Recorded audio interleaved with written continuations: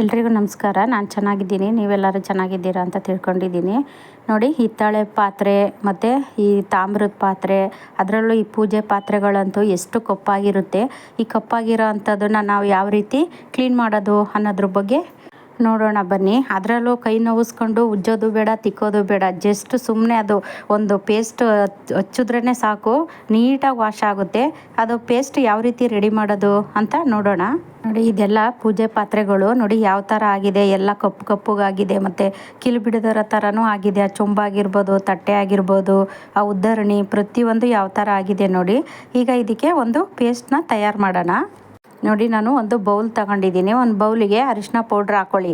ನಾನು 1 ಸ್ಪೂನ್ ಅರಿಶಿನ ಪೌಡ್ರ್ ಹಾಕ್ಕೊತಾ ಇದ್ದೀನಿ. ಮತ್ತು ಇನ್ನು ಇದಕ್ಕೆ 2 ಸ್ಪೂನ್ ಆಗುವಷ್ಟು ಹುಳಿ ಮೊಸರು. ಅಂದರೆ ನೀವು ಹುಳಿ ಮೊಸರು ಅಂದರೆ ತುಂಬ ಜಾಸ್ತಿ ಹುಳಿ ಬಂದಿರೋಂಥ ಮೊಸರು ಇದ್ರೂ ಇನ್ನೂ ಒಳ್ಳೆಯದೇ. ಇಲ್ಲ ಅಂತ ಅಂದರೆ ನೀವು ಮಾಮೂಲಿ ಮೊಸರು ತೊಗೊಂಡ್ರೂ ಪರವಾಗಿಲ್ಲ. ನಾನು ಒಂದು 2.5 ಸ್ಪೂನಷ್ಟು ನಾನು ಮೊಸರನ್ನ ಹಾಕ್ಕೊತಾ ಇದ್ದೀನಿ. ಮೊಸರು ಹಾಕ್ಕೊಂಡು ಇದಕ್ಕೆ ಒಂದು ಅರ್ಧ ಹೋಳು ನಿಂಬೆಹಣ್ಣು ಬೇಡ ಅಂತ ಅಂದರೆ ನೀವು ವೆನಿಗರ್ ಆದ್ರೂ ಸಹ ಹಾಕೋಬೋದು. ಈ ನಿಂಬೆಹಣ್ಣು ಮತ್ತು ಇನ್ನು 2 ಸ್ಪೂನಷ್ಟು ಕಡಲೆ ಹಿಟ್ಟನ್ನು ಸಹ ಹಾಕಿ ಚೆನ್ನಾಗಿ ಮಿಕ್ಸ್ ಮಾಡಬೇಕು. ನೋಡಿ, ಇದು ಮಿಕ್ಸ್ ಮಾಡಾದಮೇಲೆ ನಾನು ಕಡಲೆ ಹಿಟ್ಟು ಹಾಕ್ಕೊತಾ ಇದ್ದೀನಿ. ನೀವು ಒಟ್ಟಿಗೆ ಹಾಕೊಂಡ್ರೂ ಸಹ ಮಿಕ್ಸ್ ಮಾಡ್ಬೋದು. ಅಂದರೆ ನೀವು ಮಿಕ್ಸ್ ಮಾಡಾದ್ಮೇಲೆ ಹಾಕ್ಕೊತಿದ್ದೀರಲ್ಲ ಅನ್ನೋ ಥರ ಏನೂ ಇಲ್ಲ. ನೀವು ಒಟ್ಟಿಗೆ ಹಾಕ್ಕೊಳ್ಳಿ. ಅರಿಶಿನ ಪೌಡ್ರು ಮತ್ತು ಮೊಸರು, ಕಡಲೆ ಹಿಟ್ಟು, ನಿಂಬೆಹಣ್ಣು ಎಲ್ಲ ಹಾಕ್ಕೊಂಡು ಒಟ್ಟಿಗೆ ಮಿಕ್ಸ್ ಮಾಡಿ, ಏನೂ ತೊಂದರೆ ಇಲ್ಲ. ಅದರಲ್ಲೂ ಈ ಪೂಜೆ ಪಾತ್ರೆ ಎಲ್ಲ ತೊಳೆಯೋದಕ್ಕೆ ನಾವು ಈ ಥರ ಮನೇಲೇ ಇರೋವಂಥದ್ದನ್ನೇ ರೆಡಿ ಮಾಡಿಕೊಂಡು ತೊಳೆಯೋದ್ರಿಂದ ನಮಗೆ ಖರ್ಚು ಸಹ ಕಡಿಮೆ ಆಗುತ್ತೆ. ಯಾವುದೇ ರೀತಿ ದುಡ್ಡು ವ್ಯರ್ಥ ಆಗೋದಿಲ್ಲ.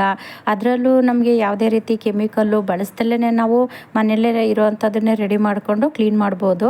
ನೋಡಿ, ಇಲ್ಲಿ ನಿಮ್ಮ ಕಣ್ಣಾರೆ ನೀವೇ ರಿಸಲ್ಟ್ ನೋಡ್ಬೋದು. ನೋಡಿ, ಅಲ್ಲಿ ಸುಮ್ಮನೆ ಇದೇನು ಉಜ್ಜಂಗೂ ಇಲ್ಲ, ತಿಕ್ಕಂಗೂ ಇಲ್ಲ. ಸುಮ್ಮನೆ ಒಂದು ಬೆರಳಲ್ಲಿ ಈ ಥರ ಹಿಂಗೆ ಸವರಿದ್ರೇ ಸಾಕು. ಅಲ್ಲಿ ನೋಡ್ತಾ ಇರ್ಬೋದು ಡಿಫ್ರೆನ್ಸು. ಅಂದರೆ ನಾನು ಒಂದು ಸೈಡಲ್ಲಿ ಹಚ್ಚಿ ತೋರಿಸ್ತಾ ಇದ್ದೀನಿ, ಯಾಕೆಂದರೆ ನಿಮಗೆ ಅದು ಕಾಣಿಸ್ಬೇಕಲ್ಲ, ಇನ್ನೊಂದು ಸೈಡ್ ಯಾವ ಥರ ಇದೆ, ಈ ಸೈಡ್ ಯಾವ ಥರ ಇದೆ ಅಂತ ಗೊತ್ತಾಗಬೇಕಲ್ಲ. ಹಂಗಾಗಿ ನಾನು ಈ ಒಂದು ಸೈಡ್ ಮಾತ್ರ ಹಚ್ಚಿ ಆಮೇಲೆ ಅದನ್ನು ಟಿಶ್ಯೂ ಪೇಪರಲ್ಲಿ ನಾನು ಒರೆಸ್ತಾ ಇದ್ದೀನಿ. ಯಾಕೆಂದರೆ ತೊಳೆದ್ರೆ ಅಷ್ಟಾಗಿ ಗೊತ್ತಾಗೋದಿಲ್ಲ ಅಂತ ಅಂದ್ಬಿಟ್ಟು. ನೋಡಿ, ಇಲ್ಲಿ ನಾನು ಒರೆಸ್ತಾ ಇರೋದು ನೋಡಿ ಯಾವ ಥರ ಇದೆ, ಅದ್ರ ಪಕ್ಕದಲ್ಲಿ ನೋಡಿ ಯಾವ ಥರ ಇದೆ. ರಿಸಲ್ಟು ನಿಮ್ಮ ಕಣ್ಣೆದ್ರಿಗೇ ಕಾಣಿಸ್ತಾ ಇದೆ. ಹಂಗಾಗಿ ನಾವು ಮನೇಲಿರೋ ಅಂಥದ್ದನ್ನು ಉಪಯೋಗಿಸ್ಕೊಂಡು ಈ ಥರ ರೆಡಿ ಮಾಡ್ಕೋಬೋದು. ನೋಡಿ, ಅಲ್ಲಿ ಕಾಣಿಸ್ತಾ ಇರ್ಬೋದು ನಿಮಗೆ. ಈಗ ಇಂಥ ಪಾತ್ರೆ ಎಲ್ಲ ಕ್ಲೀನ್ ಮಾಡೋದಕ್ಕೆ ಹೊರಗಡೆಯಿಂದ ನಾವು ದುಡ್ಡು ಕೊಟ್ಟು ಕೆಮಿಕಲ್ ಇರೋ ಅಂಥದ್ದನ್ನೆಲ್ಲ ತಂದು ಬಳಸೋ ಬದಲು ಮನೇಲಿರೋ ಅಂಥದ್ದನ್ನೇ ಈ ಥರ ಬಳಸೋದ್ರಿಂದ ತುಂಬಾ ಚೆನ್ನಾಗಿರುತ್ತೆ ಮತ್ತು ದುಡ್ಡು ಸಹ ಉಳಿತಾಯ ಆಗುತ್ತೆ. ನೋಡಿ, ಇದು ಅಷ್ಟೇ. ನೋಡಿ, ಒಂದು ಸೈಡ್ ಯಾವ ಥರ ಇದೆ, ಇನ್ನೊಂದು ಸೈಡ್ ಯಾವ ಥರ ಆಗ್ತಾ ಇದೆ ಅಂದರೆ ಕಣ್ಣೆದ್ರಿಗೇ ರಿಸಲ್ಟು ಕಾಣಿಸ್ತಾ ಇದೆ. ಈಗ ನಾವು ಹೊರಗಡೆಯಿಂದ ಕೆಮಿಕಲ್ ಇರೋ ಅಂಥದ್ದನ್ನೆಲ್ಲ ತಗೊಂಬಂದು ಬಳಸಿದ್ರೆ ಕೆಲವರಿಗೆ ಕೆಮಿಕಲ್ಲು ಕೈಗೆಲ್ಲ ಅಲರ್ಜಿ ಈ ಥರ ಎಲ್ಲ ಆಗುತ್ತೆ. ಅಂಥ ಸಮಸ್ಯೆಯಿಂದ ನಾವು ದೂರ ಇರಬೇಕು ಅಂದರೆ ಈ ಥರ ಮನೇಲಿರೋ ಅಂಥದ್ದನ್ನೇ ಉಪಯೋಗಿಸ್ಕೊಂಡು ನಾವು ರೆಡಿ ಮಾಡ್ಕೋಬೋದು. ನೋಡಿ, ಇವಾಗ ನಾನು ಎಲ್ಲ ಪೂಜೆ ಪಾತ್ರೆಗಳಿಗೂ ಹಚ್ಚಿ ತೋರಿಸ್ತಾ ಇದ್ದೀನಿ. ಇವು ಜಾಸ್ತಿ ನೀವೇನು ಕೈ ನೋವಿಸ್ಕೊಂಡು ಉಜ್ಜೋಂಥದ್ದು ಏನೂ ಅವಶ್ಯಕತೆ ಇಲ್ಲ. ಇದರಲ್ಲಿ ಜಸ್ಟ್ ಹಿಂಗೆ ಆ ಪೇಸ್ಟನ್ನು ನಾವು ಈ ಥರ ಸವರಿದ್ರೇ ಸಾಕು, ತುಂಬ ಚೆನ್ನಾಗಿ ಕೊಳೆಯೆಲ್ಲ ಹೋಗುತ್ತೆ. ಅದರಲ್ಲೂ ಪೂಜೆ ಪಾತ್ರೆಗಳಂತೂ ಪಳಪಳ ಅಂತ ಹೊಳೆಯುತ್ತೆ.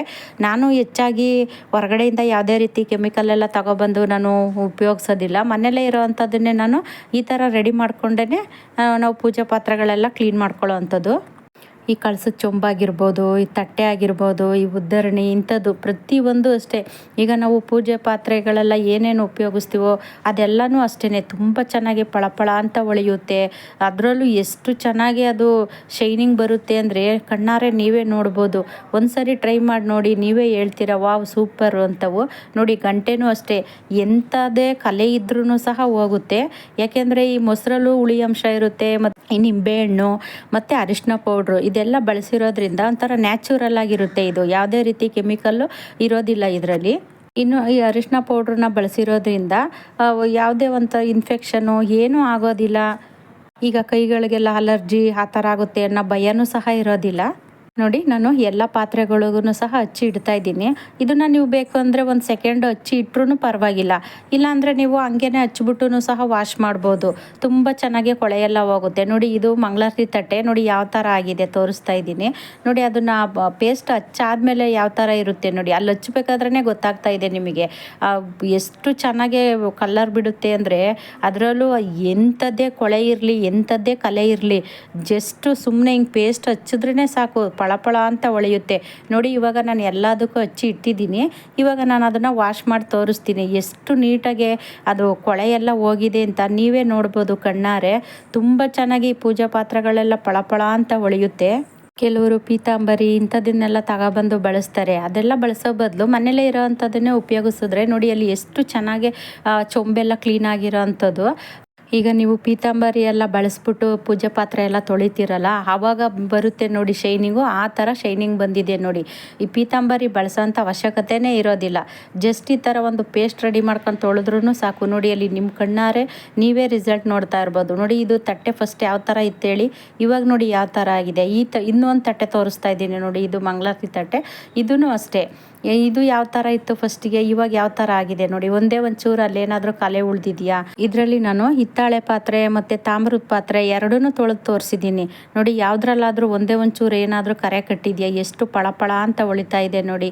ಈ ವಿಡಿಯೋ ಇಷ್ಟ ಆದರೆ ಒಂದು ಲೈಕ್ ಮಾಡಿ, ಹಾಗೆ ಸಬ್ಸ್ಕ್ರೈಬ್ ಮಾಡ್ಕೊಳ್ಳಿ. ಮುಂದಿನ ವಿಡಿಯೋದಲ್ಲಿ ಸಿಗ್ತೀನಿ. ಟೇಕ್ ಕೇರ್, ಬಾಯ್.